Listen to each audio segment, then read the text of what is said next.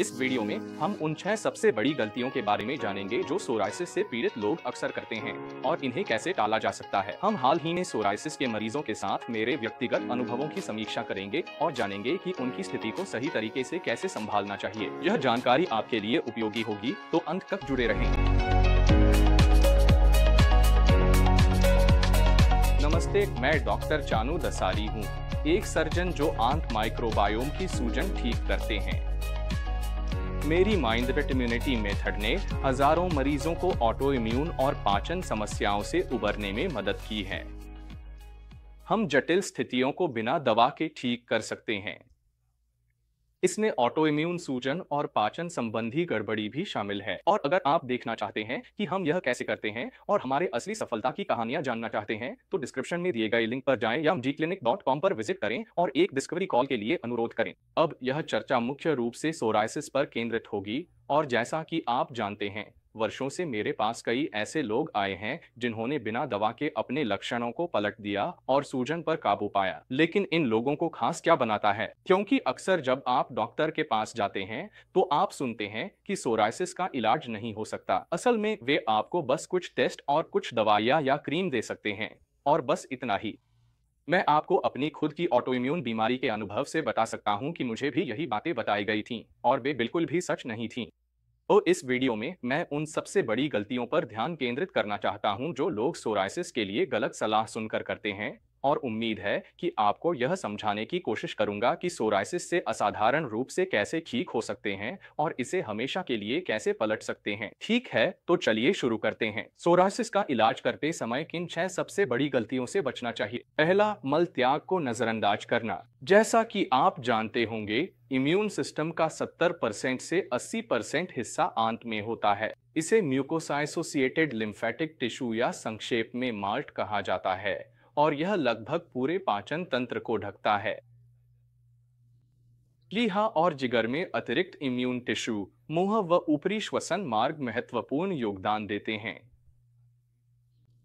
आमतौर पर जब हम ऐसी सूजन देखते हैं जो पूरे शरीर को प्रभावित कर सकती है, चाहे वह त्वचा, जोड़, नसें, थायराइड, आंत, लार ग्रंथियां, इन सभी में होने वाली सूजन जिसमें थकान, दिमागी धुंध, आंखों में सूखापन, दर्द जैसे लक्षण भी शामिल हैं, यह सारी सूजन मूल रूप से पाचन तंत्र से शुरू होती है और वहीं से ट्रिगर हो सकती है। अंत में प्रभावित होने वाला अंग मस्तिष्क, जोड़, जिगर, आंखें, लार ग्रंथि, नसें, त्वचा, थायराइड हो सकता है। अंतिम प्रभावित अंग अलग अलग हो सकता है, लेकिन जो पैटर्न मैं अक्सर देखता हूं, सूजन की शुरुआत पाचन तंत्र से होती है। अमेरिकन गट प्रोजेक्ट एक प्रिसीजन न्यूट्रिशन और मेडिसिन प्रोजेक्ट है जिसे शीर्ष विश्वविद्यालय अस्पतालों में चलाया जा रहा है, जिनमें कैलिफोर्निया विश्वविद्यालय सैन डिएगो भी शामिल है। वे शरीर में सूजन के स्तर की भविष्यवाणी करने में सक्षम हैं, जिसमें किसी व्यक्ति को लक्षणों का अचानक बढ़ना। वे बता सकते हैं मल के आधार पर। वे मल का विश्लेषण करते हैं कि यह व्यक्ति दिनों या हफ्तों में सूजन की संभावना की ओर बढ़ रहा है। रोचक है कि आपके मल के आधार पर अनुमान लगाया जा सकता है कि आपके शरीर में क्या चल रहा है। जब शरीर में सूजन अधिक होती है, तो इसका पेट में बैक्टीरिया से संबंध होता है। खासकर पेट में कौन से बैक्टीरिया हैं, वे भोजन को कैसे पचाते हैं, और ये बैक्टीरिया व उनके अपशिष्ट आंतों में रहते हैं बाहर निकलने से पहले। तो यह सब कैसे होता है? देखिए, सबसे पहले तो यह जरूरी है कि आपकी मल त्याग की प्रक्रिया नियमित और बार बार हो। यह बात सुनने में तो आसान लगती है, लेकिन जिन ज्यादातर लोगों के साथ मैं काम करता हूं, उनके लिए यह एक चुनौती है। वे रोजाना शौच नहीं जाते, या अगर जाते भी हैं तो पूरी तरह से पेट साफ नहीं कर पाते, और यह एक समस्या बन सकती है। दूसरी बात यह भी जरूरी है कि आपके पेट के माइक्रोबायोम को प्रजातियों के हिसाब से बेहतर बनाया जाए। मैं कई तरह के उन्नत मल परीक्षणों की व्याख्या करता हूं, जो आंत में मौजूद विभिन्न प्रकार के बैक्टीरिया और कैंडिडा जैसे फंगस की आबादी को दिखाते हैं। हम बैक्टीरियल मेटाबोलाइट्स भी देखते हैं, जैसे कि मीथेन, जो आपको सीबो या आईएमओ में देखने को मिल सकता है। हम ऐसे रसायनों को भी देखते हैं, जैसे कि ज़ोन्यूलिन, जो लीकी गट में पाया जा सकता है। इन सभी आंकड़ों से पता चलता है कि आंत के माइक्रोबायोम में एक व्यापक गड़बड़ी है, और यह बहुत जरूरी है कि हानिकारक सूक्ष्मजीवों से मुकाबला करने के लिए नियमित और बार बार नई स्वस्थ प्रजातियों को सिस्टम में शामिल किया जाए। अब मेरा विश्वास है कि अगर आप जीआई ट्रैक्ट का उन्नत फंक्शनल परीक्षण कराते हैं, अगर आप परीक्षण कराते हैं जब आपके शरीर में सूजन, तो हर चीज पॉजिटिव निकलती है। लेकिन अगर आप यह परीक्षण तब दोहराते हैं जब सूजन ठीक हो चुकी होती है, तो इसके परिणाम सामान्य सीमा के अधिक करीब आते हैं। एक सीमा जब आपके शरीर में सूजन होती है, आपने उन्नत जीआई परीक्षण करवा लिए हैं और आपको यह नहीं पता कि क्या करना है। आप कैंडिडा खत्म करने, एंटीबायोटिक्स से सीबो दूर करने या सप्लीमेंट्स से लीकी गट ठीक करने में उलझ सकते हैं। लेकिन अगर आप सोचें तो मुख्य समस्या नियमित मल त्याग न होना है, और अगर आप इस मूल समस्या को ठीक नहीं करते तो यह स्थिति फिर से लौट सकती है और विशेष रूप से ऑटोइम्यून सूजन का कारण बन सकती है। मल त्याग के अलावा यह भी बहुत जरूरी है कि आहार स्वस्थ माइक्रोबियल कॉलोनियों को समर्थन दे और अच्छे व बुरे सूक्ष्मजीवों के संतुलन को न बिगाड़े। आंतों की प्रणाली में हमेशा बदलता रहने वाला बैक्टीरिया, फंगस और वायरस का वातावरण होता है।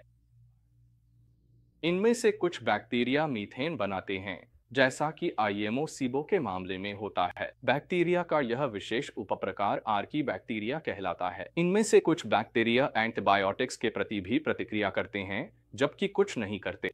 कभी कभी कुछ एंटीबायोटिक्स से स्वस्थ बैक्टीरिया मर सकते हैं। आपको सी डिफिसाइल कोलाइटिस जैसी स्थितियां हैं। सी डिफ तब होता है जब आपके जठरांत्र संबंधी मार्ग में क्लोस्ट्रीडियम बैक्टीरिया की अत्यधिक वृद्धि हो जाती है। महत्वपूर्ण है क्योंकि क्लोस्ट्रीडियम एक बायोफिल्म बनाता है जो अन्य अच्छे बैक्टीरिया को बढ़ने से रोकता है। तो जब आपको यह स्थिति हो जाती है, तो अगर आप नहीं जानते कि क्या करना है, तो इससे छुटकारा पाना खासा मुश्किल हो सकता है। यही बात कैंडिडा की अत्यधिक वृद्धि पर भी लागू होती है। कभी कभी फंगस भी शरीर में पूरी तरह हावी हो सकता है और अत्यधिक मात्रा में हिस्टामिन का उत्पादन कर सकता है। ऐसी स्थिति में आपको एलर्जी, पित्ती, दिमागी धुंध और पेट फूलना जैसी समस्याएं दिख सकती हैं। आपको एलर्जी के लक्षणों के अलावा जैसे पोस्टनेजल ड्रिप और सूखी आंख, त्वचा और नाखूनों में भी बदलाव देखने को मिल सकते हैं। कुछ खास बैक्टीरिया हिस्टामिन स्तर बढ़ा सकते हैं। यह आपके खाने के प्रकार, बैक्टीरिया के प्रकार और वे कितनी देर तक रहते हैं, इस पर निर्भर करता है। इसी विषय पर बात करते हुए एक पहलू जिसे अब भी नजरअंदाज किया जाता है, वह है वायरस। आप में से बहुत से लोग जानते होंगे कि वायरस मानव कोशिकाओं को संक्रमित कर सकते हैं, लेकिन क्या आप जानते हैं कि वे बैक्टीरिया को भी प्रभावित कर सकते हैं? वायरस सीधे बैक्टीरिया में अपना आनुवंशिक कोड इंजेक्ट करने में और कुछ बैक्टीरियल स्ट्रेनों की विषाक्तता में योगदान कर सकते हैं। वे ऐसे जीन प्रदान कर सकते हैं जो कुछ एंटीबायोटिक्स के प्रति प्रतिरोधक बनाते हैं। तो फंगस, बैक्टीरिया और वायरस मानव माइक्रोबायोम में योगदान करते हैं और इन सूक्ष्मजीवों के अपने जीन, चयापचय और वृद्धि के पैटर्न होते हैं जो मानव शरीर का समर्थन या कभी कभी उसे नुकसान भी पहुंचा सकते हैं। यह जानना महत्वपूर्ण है कि किण्वन के अपशिष्ट उत्पाद, हिस्टामिन बायोफिल्म, आंतों को नुकसान पहुंचा और प्रतिरक्षा प्रणाली को सक्रिय कर सकते हैं, जिससे शरीर के अन्य हिस्सों में सूजन हो सकती है। इन चुनौतियों को देखते हुए आहार लाभकारी सूक्ष्मजीवों को समर्थन देने में महत्वपूर्ण भूमिका निभा सकता है। दूसरा कारण है बहुत अधिक चीनी और प्रोसेस्ड फूड्स। मुझे यह सवाल बहुत बार मिलता है, खासकर मेरी वीडियो के कमेंट सेक्शन में। मैं सुनता हूं कि लोग अपने आहार से चीनी और प्रोसेस्ड फूड्स को हटा देते हैं और सिर्फ इतना करने से ही उनके लक्षण हमेशा के लिए ठीक हो जाते हैं। और इसमें काफी सच्चाई भी है। चीनी और प्रोसेस्ड फूड्स शरीर में तबाही मचाने के कई कारण हैं। एक तो यह कि ये आंत के माइक्रोबायोम को असंतुलित कर देते हैं। चीनी और रसायन जठरांत्र प्रणाली और ऊपरी श्वास मार्गों में हानिकारक बैक्टीरिया की अधिकता पैदा करते हैं। इसका नतीजा यह होता है कि सामान्य चयापचय पर नकारात्मक असर पड़ता है। उदाहरण के लिए, जब फैटी एसिड्स का चयापचय चीनी की उपस्थिति में होता है, तो इससे हानिकारक कोलेस्ट्रॉल डेरिवेटिव्स जैसे एराकिडोनिक एसिड बनते हैं और ऊतकों का ऑक्सीकरण होता है।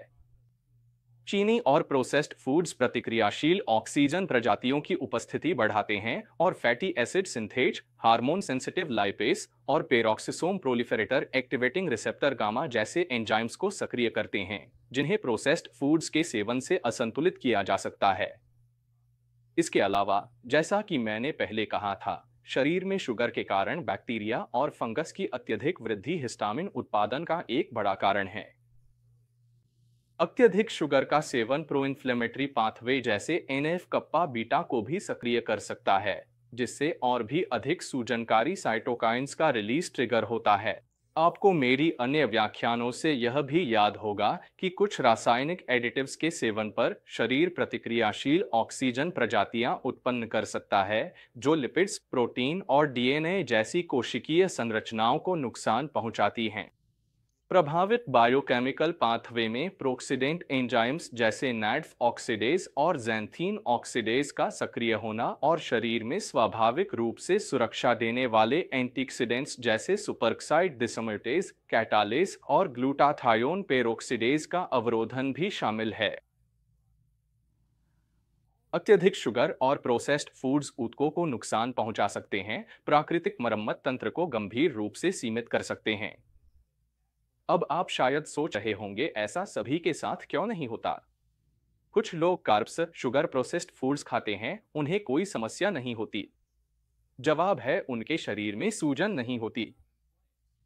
जब शरीर में सक्रिय सूजन नहीं होती, तो वह आमतौर पर इस तरह के खाद्य पदार्थों को संभाल सकता है। बच्चे इसका एक बहुत अच्छा उदाहरण हैं। अगर मान लें कि उन्हें कोई सूजन संबंधी बीमारी नहीं है, तो बच्चे बड़ी मात्रा में प्रोसेस्ड फूड्स, कार्ब्स, शुगर आदि खा सकते हैं और उन्हें कुछ नहीं होगा। हो सकता है वे थोड़े ज्यादा एक्टिव हो जाएं और फिर थक जाएं, लेकिन उनमें वैसी तेज सूजन नहीं होती जैसी उन लोगों में होती है जिनकी इम्यून सिस्टम में सक्रिय सूजन चल रही हो। जहां तक कि मेरी क्लिनिक में भी जब लोग अपनी सूजन संबंधी बीमारियों से उबर जाते हैं और कई महीनों तक लक्षण मुक्त रहते हैं, तो वे फिर से कुछ चीजें खा सकते हैं, क्योंकि शरीर अब ट्रिगर नहीं होता और वह इन चीजों को बिना किसी समस्या के संभाल सकता है। लेकिन जब आपके शरीर में सूजन होती है, तो आप डाइट के योगदान को नजरअंदाज नहीं कर सकते। तीसरा कारण, फाइटोन्यूट्रिएंट्स की कमी। यह एक और विषय है जो हमेशा सामने आता है। मेरे वीडियो में हमेशा कुछ ट्रोल्स आ जाते हैं जो कहते हैं कि पेलियो डाइट्स काम करती हैं और कार्निवोर डाइट्स हर समस्या का हल हैं। और इस तरह की सोच काफी समय से चली आ रही है। क्या आपको एटकिंस डाइट या यहाँ तक कि वेट वॉचर्स याद है? इन डाइट्स के काम करने का कारण यह है कि ये ज्यादातर शुगर और प्रोसेस्ड कार्ब्स से बचती हैं। तो मान लीजिए, कार्निवोर डाइट के ज्यादातर फायदे खुद उन खाद्य पदार्थों के कम ग्लाइसेमिक इंडेक्स की वजह से होते हैं। यह भी मदद करता है कि ये खाद्य पदार्थ पेट में फर्मेंट नहीं हो सकते। तो इन डाइट्स में कुछ फायदेमंद तत्व जरूर हैं। हालांकि केवल मांस पर आधारित डाइट फाइटोन्यूट्रिएंट डाइट जितनी मददगार नहीं है। मैं अभी बताऊंगा ऐसा क्यों है। जब हम पोषण की बात करते हैं, तो हम मैक्रोन्यूट्रिएंट्स देखते हैं। फाइटोन्यूट्रिएंट्स मुख्य रूप से पौधों और फफूंद में पाए जाते हैं। शुगर और प्रोसेस्ड कार्ब्स से बचना जरूरी है। असल में पेलियो डाइट्स और कार्निवोर डाइट्स से जो ज्यादातर फायदा मिलता है, वो इन डाइट्स के कम ग्लाइसेमिक इंडेक्स की वजह से होता है। इनमें फर्मेंट होने वाले तत्व भी ज्यादा नहीं होते। लेकिन इन डाइट्स की सबसे बड़ी कमी और वजह जिससे ये लंबे समय में समस्या पैदा कर सकती हैं, यह है कि इनमें आमतौर पर फाइटोन्यूट्रिएंट्स नहीं होते। और फाइटोन्यूट्रिएंट्स की 8 मुख्य उपश्रेणियां हैं जिनके बारे में आपको पता होना चाहिए। इनमें तरपीन, phenol, chlorophyll, thiocyanates, phytoenzymes, phyto oils, prebiotics और एल्कलॉइड्स शामिल हैं। तो कल्पना कीजिए कि इन फाइटोन्यूट्रिएंट्स का व्यवस्थित तरीके से अध्ययन किया जाए और फिर इन्हें एक डाइट प्लान में शामिल किया जाए। खैर, यही मैंने किया है और इसे द फाइटोन्यूट्रिएंट डाइट या संक्षेप में फाइटो डाइट कहा जाता है। और आप इसका प्राइमर अमेज़न पर सिर्फ मेरा नाम और the phyto diet primer search करके पा सकते हैं। मेरे विचार में फाइटो डाइट भोजन विकल्पों के लिए एक अधिक उपयोगी ढांचा प्रदान करती है, क्योंकि इसमें भोजन योजनाएं डाइट में फाइटोन्यूट्रिएंट्स को अधिकतम करने पर आधारित होती हैं। साथ ही यह जरूरी नहीं कि मांस या पशु उत्पादों को पूरी तरह से बाहर कर दे। तो जो लोग सोचते हैं कि यह सिर्फ वेगन या पूरी तरह से प्लांट बेस्ड है, वे गलत हैं, क्योंकि बहुत सारे प्लांट बेस्ड खाद्य पदार्थ भी अस्वस्थ हो सकते हैं और सूजन संबंधी बीमारियों को और खराब कर सकते हैं। बिना सोचे समझे बड़े वर्गों के खाद्य पदार्थों को देखने के बजाय, जैसे प्लांट बेस्ड, कार्निवोर या एनिमल बेस्ड और डाइट को इन बड़े व्यापक लेबल्स के तहत डालने के बजाय, मैं फाइटोन्यूट्रिएंट्स का उपयोग करता हूं यह तय करने के लिए कि कोई भोजन लाभकारी है या हानिकारक, और मैं अपने क्लाइंट्स को भी यही ढांचा देता हूं जब वे अपने भोजन के विकल्प चुनते हैं।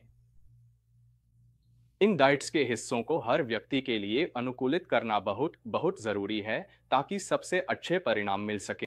डाइट बीमारियों को हल करने में सक्षम है, क्योंकि यह आंत में स्वस्थ माइक्रोबियल कॉलोनियों का समर्थन करती है।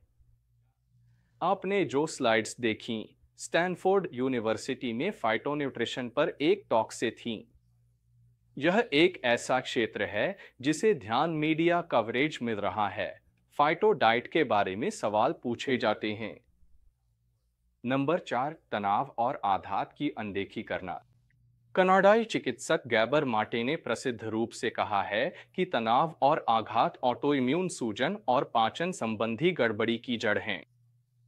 अपनी किताब द मिथ ऑफ नॉर्मल में वे कहते हैं कि कुछ लेखक मानते हैं कि यही मुख्य कारण है। मैं आपको अपने क्लाइंट्स के साथ काम करने के व्यक्तिगत अनुभव से बता सकता हूं कि लगभग हमेशा ऐसा ही होता है। मैं इस बारे में जांचने के लिए कुछ बुनियादी सवाल पूछता हूं। मैं पूछता हूं, क्या आपकी जिंदगी में कोई ऐसी जरूरत है जो पूरी नहीं हो रही? अपूर्ण जरूरतों में प्रकृति के बीच समय, आराम, नींद, अंतरंगता, शारीरिक गतिविधि, रचनात्मक कलात्मक अभिव्यक्ति और स्वस्थ भोजन के अवसर जैसी चीजें शामिल हो सकती हैं। जब मैं इन अधूरी जरूरतों के बारे में पूछता हूं, तो हर व्यक्ति 100% लोग एक या दो अधूरी जरूरतें बताते हैं। अब अगला सवाल, क्या चीज आपको उस अधूरी जरूरत को पूरा करने से रोक रही है? आमतौर पर यह किसी न किसी तरह की जिम्मेदारी होती है। वे कहते हैं, मुझे काम करना है, मुझे अपने बच्चों या बुजुर्ग रिश्तेदार की देखभाल करनी है, मेरी कुछ सामाजिक, आर्थिक, पारिवारिक जिम्मेदारियां हैं। तो मूल रूप से इसका मतलब यह है कि वे अपने दिन का अधिकांश समय वे चीजें करने में बिताते हैं जो उन्हें करनी ही पड़ती हैं, जिसका मतलब है कि वे अपनी खुद की जरूरतों और उन चीजों को नजरअंदाज कर देते हैं जो वे करना चाहते हैं। वे अपना पूरा दिन नकारात्मक परिणामों से बचने, अपनी जिम्मेदारियां निभाने और दूसरों को खुश करने में बिता देते हैं, और वह भी अपनी कीमत पर, और यह खतरनाक हो सकता है। तो इसे ट्रॉमा क्यों कहा जाता है? ऐसा लगता है कि अभी जो हमने चर्चा की, वह तो इस दुनिया के लगभग हर इंसान के साथ होता है। दरअसल गाबोर माटे ट्रॉमा को छोटे टी वाले ट्रॉमा और बड़े टी वाले ट्रॉमा में फर्क करते हैं। बड़े टी वाले ट्रॉमा में दुर्व्यवहार, उपेक्षा, शारीरिक हमला या किसी प्रियजन की मृत्यु जैसी चीजें शामिल हो सकती हैं। लेकिन छोटे टी वाले ट्रॉमा आम जीवन की घटनाओं से हो सकते हैं, जो धीरे धीरे व्यक्ति को अपनी जरूरतों को नजरअंदाज करने, उनसे कट जाने सिखा देती हैं। दुर्भाग्यवश बहुत से लोग समायोजित सफल हैं, इससे जूझते हैं। Mind the gut immunity clinic में हमने हाल ही में ट्रॉमा तनाव जागरूकता टूल शामिल किया है, जिससे लोग इन समस्याओं की पहचान कर कार्रवाई कर सकते। हम सहायक संसाधन देते हैं, जिससे लोग इन समस्याओं को उचित समय सीमा में पार पा सकें। नंबर 5, खराब नींद। अब तनाव और अधूरी जरूरतों के संदर्भ में बहुत से लोगों को सही मायनों में पुनर्स्थापित करने वाली नींद नहीं मिलती। उनकी नींद बार बार टूटती है या वे बार बार जाग जाते हैं। और हमारे पास नींद को बेहतर बनाने के लिए एक पूरा मॉड्यूल है, ताकि दिन भर के तनाव को आसानी से संभाला जा सके। यहाँ तक कि एक दिन की खराब नींद भी कई दिनों तक बढ़ी हुई सूजन का कारण बन सकती है। इसलिए यह जरूरी है कि आप अपनी नींद का हिसाब रखें और सच में ट्रैक करें कि आपको कितनी आरामदायक नींद मिल रही है। खराब नींद वाले लोगों में सूजन बढ़ाने वाले साइटोकाइंस अधिक होते हैं, जिससे ऑटोइम्यून सूजन और पाचन संबंधी गड़बड़ी और भी खराब हो जाती है। नंबर 6, बैठा हुआ जीवन शैली। अधूरी जरूरतों की थीम के तहत शारीरिक गतिविधि और व्यायाम की कमी एक छूटी हुई संभावना है। हर बार जब हम व्यायाम करते हैं, तो हमारा शरीर से सिग्नलिंग अणु और हार्मोन छोड़ता है जो ऊतकों को ठीक करते हैं। ये लाभकारी रसायन सूजन को भी रोकते हैं। उदाहरण के लिए, जो लोग नियमित रूप से व्यायाम करते हैं, उनमें लंबे समय तक अल्फा का स्तर कम होता है। इल्क 6 और अल्फा वे सेल सिग्नलिंग अणु हैं जिन्हें आप खून में माप सकते हैं, जो यह भविष्यवाणी करते हैं कि शरीर की प्रतिक्रिया अस्वस्थ होगी या स्वस्थ। असल में ये साइटोकाइन्स कई तरह की पुरानी बीमारियों में शामिल होते हैं। वास्तव में अल्फा के सबसे प्रभावशाली अवरोधकों में से एक व्यायाम है और दुर्भाग्यवश बैठी हुई जीवन शैली वाले लोगों में इनका स्तर अधिक होता है। और यहाँ एक अध्ययन है जो ठीक इसी बात की जांच करता है। सिर्फ इतना ही नहीं, व्यायाम एक स्वस्थ माइक्रोबायोम को बढ़ावा देने में मदद करता है। आप सोच रहे होंगे, इतनी थकान और दर्द के साथ व्यायाम कैसे किया जा सकता है? जवाब है, आप खुद को अनुकूलित करते हैं।